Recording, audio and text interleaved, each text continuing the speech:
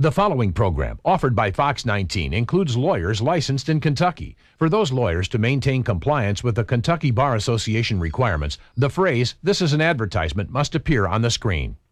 Moore Law is underwritten in the public interest by the Moore Law Firm, a legal professional association. This is Moore Law on Fox 19. Welcome to Moore Law. Today our topic is landlords versus tenants. Many problems could be avoided if both parties were aware of their rights and responsibilities. If you're a tenant, who is responsible when you get hurt on broken stairs or slip on an icy sidewalk? What responsibilities do landlords have? If you have a question about any type or dispute between renters and landlords, give us a call at 513-421-4691. Joining me today, of course, Don Moore. How are you? I'm doing great. Morning, Deb. How are you? I'm good, but you're not happy. Your Bengals. Oh, man. It's like, I didn't get to watch it all because it was a little too late for me, but we taped it. And first thing I did in the morning was find out what was going on, and man, it was not a good story. I think a lot of folks went to bed like you did at halftime and thought there was going to be a very different outcome this morning. Things were looking up. Yes. Hey, listen, talk about looking up. We have a great guest today. Welcome, Nick. Morning. Nick DiNardo has been practicing for over 14 years.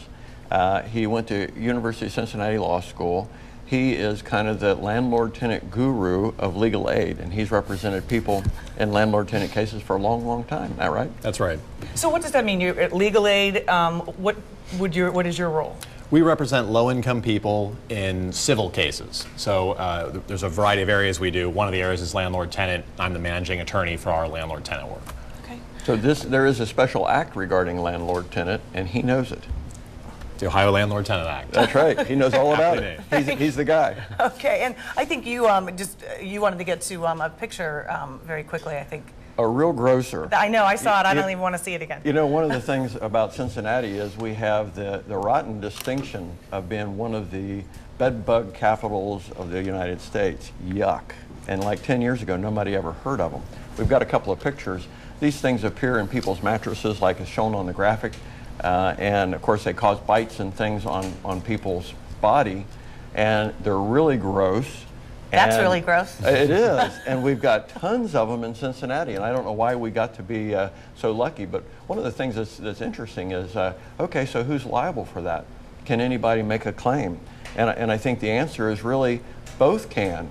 If a tenant knows that they've got bed bugs and they bring an infestation into a landlord's building, that's going to cost that landlord probably $10,000 because they can't just treat the apartment. They've got to treat the apartments around it, sometimes the whole building, and it's not one treatment, it's successive treatments. Can a landlord really sue a tenant for that and collect? Not likely. On the flip side, what if a tenant comes in and they move into a building that the landlord knows is infested? Possible the tenant can make a claim against the landlord as well. But if it's no one's fault, everybody's trying their best, there may be no liability at all, and that is everyone's frustration. Okay, well, after those pictures, let's talk to Robert. Robert in Cincinnati. Good morning. Are you there? I'm here. I moved into an apartment recently, and my daughter was in the living room, and she found a syringe on the floor.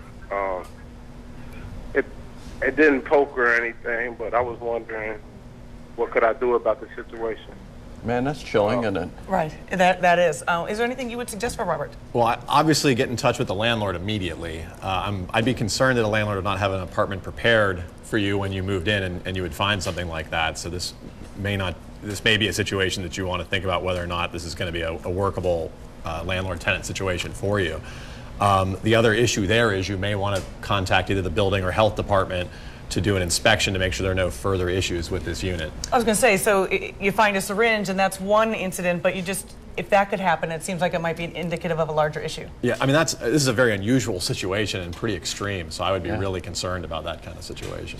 So Nick, if the child wasn't hurt and neither were the adults, do they have any sort of a claim against the landlord? Well, I don't think there's a claim at this time if there was no injury, but it's certainly food for thought. I would definitely want to be very cautious about my dealings in the future with that landlord. Okay. All right, very good. I hope that helps, Robert. All right, and we'll go to Christy now in Hamilton. Chrissy?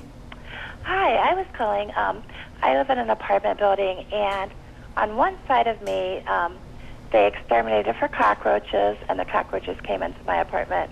And on the other side, they exterminated for bed bugs. and the bed bugs came to my apartment. And so when I called and complained, of course, they came and did mine, but then they sent me a bill for $600. And I was wondering, am I responsible for paying that since they only treated, the apartments on either side of me? Right. That's a great question. Yeah, the general rule is that landlords are responsible for taking care of infestations. So this is the type of expense that they would have to bear. The only time when a tenant can be liable for this sort of situation is if they somehow cause the infestation. So if they weren't maintaining a clean apartment, something along those lines. In your case, unfortunately, a lot of landlords don't realize that both for roaches and for bed bugs, the appropriate way to exterminate for those is to do the unit and oftentimes the surrounding units, and as Mr. Moore said, oftentimes the whole building. So I don't think it would be appropriate for the landlord to hold you liable for those costs. Is that something that might be written into a contract, though, and people like me aren't the best readers of contracts, and maybe that the tenant is responsible? Would something like that be written? Well, the thing about the Landlord-Tenant Act is it provides specific duties to landlords and tenants, and a landlord cannot contract those duties away. So if they put a term in a lease that says, for example, a tenant's responsible for all extermination regardless of fault, that would not be enforceable under Ohio law. Okay. One of the things that's kind of interesting about Ohio law with the landlord-tenant is that it is kind of a strong law. I mean, basically, it's regarded by the courts, and it sets out those specific rights. So tenants can actually rely on it, right? Yeah, it's very clear about what tenants' rights and duties are, what landlords' rights and duties are. So it's a good statute that way. Yeah. Okay. All right, great. We were going to take a break. We'll be back talking about landlords versus tenants. Give us a call, 513-421-4691.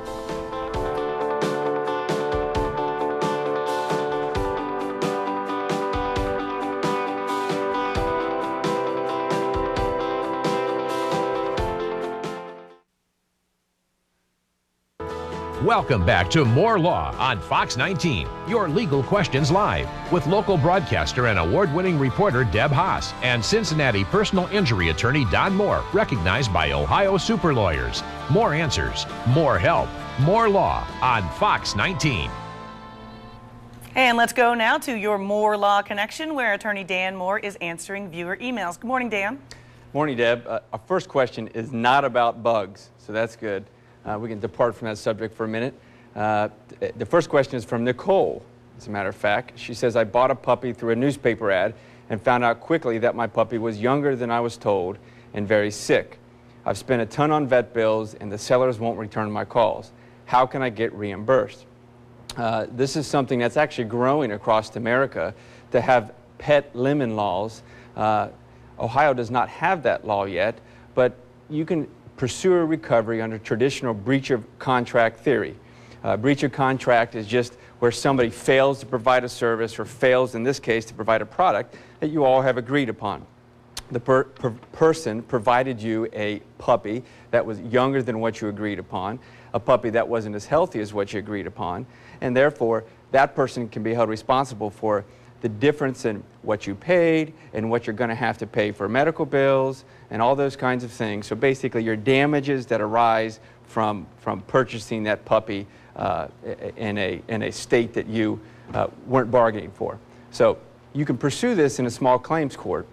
Small claims court is a court that allows you easier access to the courthouse. If your claim is less than $3,000, you can do this without an attorney, and you won't have to pay the attorney. And Deb, as we all know, people like to avoid paying attorneys. Back to you. I know I do. That's why I signed up for this, in case I ever need you. Right? We are back talking about landlords versus tenants. Our guest today, Nick DiNardo. Thanks again for being here. You're welcome. All right, let's get right back to the phones. First up, we have Jennifer in Hamilton. Jennifer, I think you have a question. We're back to bed bugs. Is that right? Yes. Okay, tell us about what's going on. I moved in a couple years ago to an apartment, and when I moved in, they didn't tell me that there was sightings of bed bugs in the unit.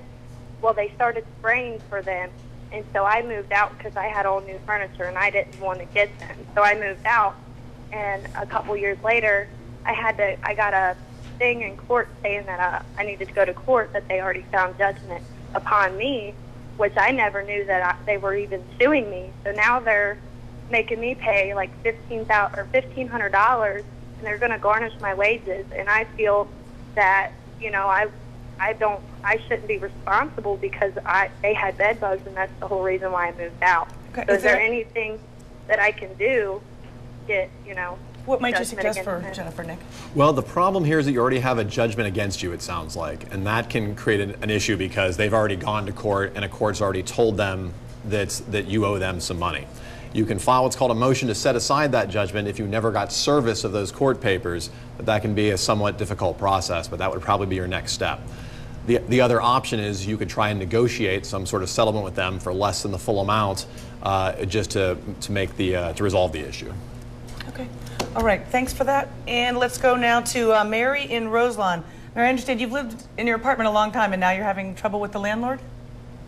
No, I've lived in an apartment for 3 years and had 3 landlords, and I'm trying to think who's responsible for the ongoing, Like maintenance of maintenance the building or of your particular unit? of the building. Well, I mean, whoever the current owner is, it sounds like maybe your property has either been sold several times or the management company has changed. So whoever the current owner is, they would be the ones who'd be responsible for the maintenance. Okay.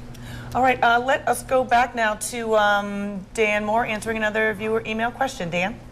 Okay, thanks, Deb. But Jonathan wants to know, how do I know if an insurance settlement offer is fair? Well, that's an age-old question, and there really are no hard and fast rules to that. There is no book that you look into that says this is what a specific injury is worth. There is no law that says this is what a specific injury is worth. There are just simple guidelines that insurance adjusters and attorneys use to evaluate cases. You should know that there are a number of elements in your case that generate value, if you will. That's medical bills, that's lost wages, that's loss of ability to perform activities, that's your pain and suffering. All those things go into figuring out what's your claim worth.